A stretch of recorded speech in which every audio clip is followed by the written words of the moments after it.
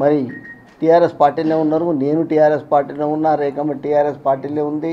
మరి ఇక మాట్లాడేటోళ్ళ పేర్లు నేను చెప్తే వాళ్ళు పెద్దోళ్ళు అవుతారు, వాళ్ళ పేర్లు నేను చెప్పదలుచుకోలేదు కూడా. ఎందుకంటే కాలు మొక్కిన వాళ్ళు,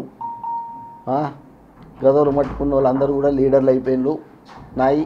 మన ఆ రోజు నేను ఒకటే చెప్పిన కేటీఆర్ గారు, మీరు ఆయన దీన్ని కూడా అప్ప చెప్పకండి, ఇక్కడ ఒక బహిరంగ సభ పెట్టేందుకు కూడా ఛాన్స్ లేదు.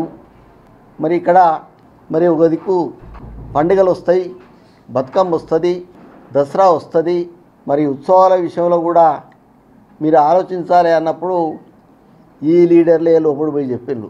భూమి కబ్జా పెట్టేందుకు ఆయనే ఇది వద్దంటాడు, కూడాతో చేపేద్దంటాడు ప్లాట్లు.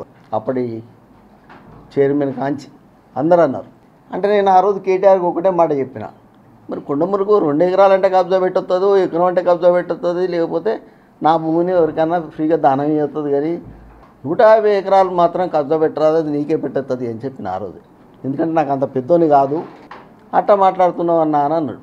అన్నాక ఆయనకు నాకు ఆ రోజు నుంచి పర్లేదు. ఆ తర్వాత నేను బయటికి రావడం జరిగింది. అప్పుడు కూడా నేను దీనికోసం పోరాటం చేసినప్పుడు చాలామంది నాకు పూలదండలు వేసింది బండ్లాపి, ఈ మాటలు బయటకు వచ్చినప్పుడు. కానీ దాని తర్వాత మరి ఈరోజు ప్రభుత్వం మారింది.